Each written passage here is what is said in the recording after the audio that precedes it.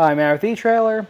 If you have a 2024 Ram 1500 and you want to carry maybe a little bit additional items with you that maybe you can't fit inside your bed, then the Thule Roof Rack is going to be a great option for you. So let's check it out. Now, it is important to note that we do have a naked roof option today. Now, if you're in an odd situation where you have maybe a flush or a raised rail option, a good way you can check is if you have some sort of rail over here that you can grab onto, then you have one of those other options. If it's pretty much flat up top, then you have a naked roof option. You can also plug in your vehicle's information into our fit guide to find the right fit for you. And this kit is made up of 3 parts. So up top, we're going to have our 60-inch Aero crossbars, then we're going to have our towers, and then we're going to have the fit kit that attaches it to your roof. So looking at that crossbar, we're going to have this Aero design to it. That Aero design is going to help it be more wind resistant to help reduce that wind noise. Something else that's going to help reduce wind noise is going to be this weather strip at the very top of it. What this weather strip is doing is protecting this T-channel so no debris can get in there. And what that T-channel is for, it is for those T-channel accessories. And what I like about this design is at this end cap, I push up on that, you can load those accessories in from here. A lot of times you actually have to remove the end cap completely. This just kind of helps take out an extra step. And these crossbars will work with most type of accessories. And we're also going to have an additional T-channel underneath. We actually have this tab that's built in to cover that up. And what this is for is to attach your towers to. And with that tower, we're going to have this end cap.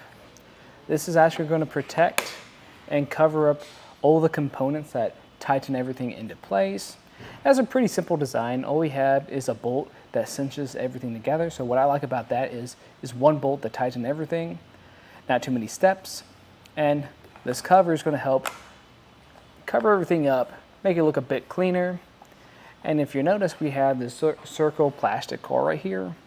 That's really just a placeholder if you want to get a metal locking core later in the future, just for some additional security. And that's going to connect to our fit kit. That's going to be 2 parts. There's going to be this clamp right here and this rubber pad. And what I like about that is this rubber pad is going to make sure we don't scratch anything up. And this clamp is going to really grab into the inside of our gutter. If I open up our door, you can see it a little bit better right here. And we're getting a pretty good fit right now. If we look here, there's only a little bit of a gap. And if I adjusted that a bit more, I'm sure I could get rid of that. But that's really just grabbing onto the side of our vehicle, kind of grabbing onto this little divot we have at the top. And today I'm really liking the fit we're getting from the Thule Roof Rack. And taking a closer look at that tower, if we remove this end cap, we'll notice we have all the hardware that cinches everything together. And this is really a simple design. All it's going to be is just one bolt in here that grabs on and tightens everything. But you probably don't want to look at that all the time. So we have this cover to make everything look a bit cleaner. And it also doubles as a security feature. So right now we only have this plastic core right here. You can get that traded out later on for a metal locking core, just for some additional security. Now looking at that fit kit, there's going to be 2 parts. There's going to be this clamp and this rubber pad at the bottom. And taking a closer look at that clamp, I'll open my door. It's just going to grab onto our gutter right here. We're getting a really flush fit today, and that's going to transfer over to our rubber pad. This rubber pad isn't going to scratch everything up, and we are getting just a slight gap right there, but I'm sure if we work at it just a little bit longer, we could take out a lot of that. But for being a fit kit, I think this is doing a really good job, and it looks really nice on our roof today. Now we can get a few measurements. So the first one I'm going to get is going to be the overall height of that. That's going to be about 4 inches, which isn't too bad. That's actually pretty low profile. But what I recommend doing still is just taking the total height of your vehicle, your crossbars, and if you have anything on top of that, include that too, so you know what areas you can make it under. The spot to really think about would be a garage. Now if we get the distance underneath, that's going to be a little bit over 2.5 inches. So if you have some really bulky clamps, That's going to be pretty close to your roof and you might make contact, or it might just be a little bit more difficult to use those clamps. Something else to really think about is if you do have a sunroof on your truck, if that expands up, it could make contact with the clamps, so definitely keep an eye on that. Something else to really think about too is what a lot of people do with roof racks on trucks is they're actually kind of make a platform out of this. So what they'll do is get some roof racks up here, and then they'll get a ladder rack for the back and try to make sure everything's like level. And that's going to really help with those really long loads and really make the truck look a lot nicer too. Now we can check out what that overhang is going to look like. And we're not going to get a whole lot, so that does have some pros and cons. So the pros are it's going to look a little bit nicer on top of your roof, a little bit more like custom fit. And then it's also going to be less likely to bump your head on here. So if you were climbing up to really work on something on top of your roof, not going to be likely to hit your head on that. Now the downside is going to be if you have any carriers like a ski carrier or a kayak carrier, you're not going to have a whole lot of room to put them there. So you're probably not going to have that ability. So you're probably going to have to put them further in on your truck, which is going to be kind of a reach. So definitely just keep that in mind. And as far as how much it can hold up here, it's going to be pretty sturdy. And what I actually recommend is just checking what your roof is rated for and then going from the lowest rated component. But in my opinion, I think this is a great option if you're looking for something that's going to look pretty clean on top of your roof and it's going to be able to help you carry all those additional items, because while the bed is great for those heavier items, this is going to be great if you have anything longer that you can't fit inside your bed. Now, if you're looking at other options for the Ram, there's going to be a ton. And something to think about is going to be how we have this slight bend in the front of the truck. It's not too much, and I think this is still pretty level. But if it's maybe not level enough for you, or you're a little worried about it, then I'd recommend checking out the Yakima Roof Rack. There's going to be a few options for that, but they actually have mechanisms built into the towers to adjust how this crossbar lays, so you can get a really even fit across. And you can actually get that even with an HD crossbar too, so if you need something a little bit more heavy duty, you can do that too.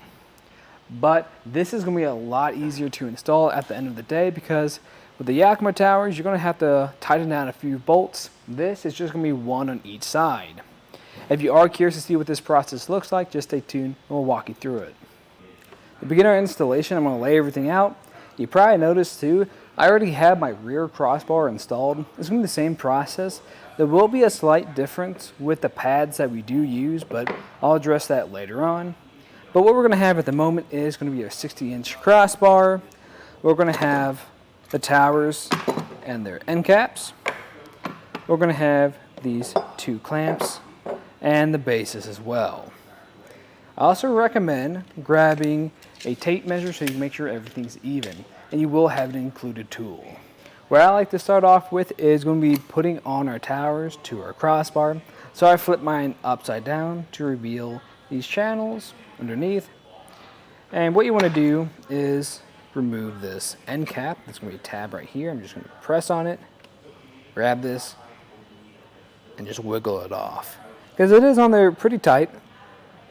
So after working it off, I can just put that to the side and start putting this on.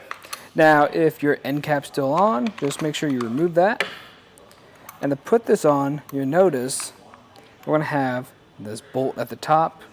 This bolt and this plate have to go into this channel. But if I just try to come over here and push it in, it won't work. What you have to do, or what's going to help you a lot, is you're going to find that we have this metal bracket on the back of it. I'm going to grab that, the housing itself, squeeze it, and that's going to lift up on that bolt.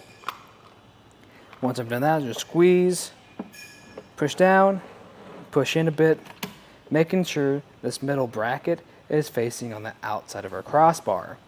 Then I'm going to repeat this process on the other side. Now I recommend checking where your crossbar is in relation to how it's going to sit on your roof. So what I mean by that is just lift up on it. Then what I recommend doing is making sure that when you hold it like this, you have this thicker side facing in front of you and this thinner side facing behind you. The reason is because you want it to sit in this relation on top of your roof. Once you've established that, then we can figure out where our clamps and our pads are going to go. Because like I said earlier, each one of these pads are going to have a different number on them. So we want to check our instructions, make sure we know what number is going to go on your driver's side. Once you've found that out, make sure you put it on the correct tower, and just going to seat in place, lining up with the contours of that plastic pad. And once you've got that done, then I recommend only using one clamp. All the clamps are going to be exactly the same. And the way I'm going to do this is I'm going to put the clamp on the side of the vehicle that I'm going to be on. And I'll explain that a little bit why when I put it on my vehicle. But when you do this, you want to make sure these hooks are facing in towards the center of the tower. You're just going to press on it, push down a bit, applying a little bit of pressure until you hear a click. Once you hear that, try to pull up on it. And if it doesn't come out, you know you're good. Now we can put it on top of our roof, and I already put the rubber pad on the other tower too. So now both have those rubber pads on them. I'm going to open up my door and just kind of roughly place it on there. And like I was saying earlier, I wanted to put that metal hook just on one side. Because if I try to put it on both sides to begin with, or before I put it on my roof, I have the chance of scratching up my roof. I don't want to do that. So it's easier to control the one that I'm on the same side as. I'm just going to kind of roughly place it like this. It doesn't have to be perfect right now because we still have a lot of adjustments to make. Now, first thing we want to do is make sure this tower is in the right location on top of our roof. So what I'm going to do is measure from the front of my windshield to the front of this crossbar. And what I like to do for that is I kind of roughly gain where the front of that crossbar is going to sit, measure here, and look over to the side of this roof and make sure it's in the right location. If it's not in the right location, all we have to do is simply scoot this back some, or pull it forward some too. And then after when I'm done with this, then I'm going to go over to the other side, do the same process, and then I'm going to put my clamp on. Now the next step is going to be checking for two things. We want to make sure that our base is sitting flush on this gutter here. So what I'm aiming to do is, notice how we have a lip right here in that base. I want that to grab on to the beginning of this kind of divot right here. So I'm just going to put that down. You notice that looks a lot more flush, much better. The second thing I want to do is just check our overhang.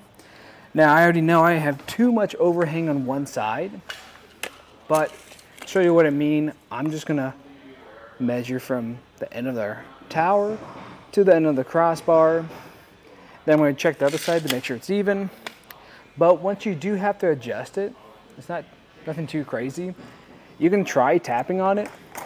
Sometimes that will work, but what you probably are going to have to do is just lift up a bit, squeeze on that metal bracket and your tower, and readjust where this sits. And then I'll just have to come by, push this over a tad bit, and then adjust the other side. Now we're going to grab that included tool, and we're going to find that we have a bolt inside that bracket. I'm going to tighten that down.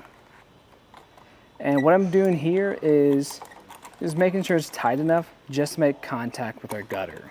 I don't want to pull too tight because that's going to give us an uneven fit. It's going to pull too much from one side. So once that's making contact, maybe with just a little bit of resistance, then I'm going to go over to the other side and repeat that same process.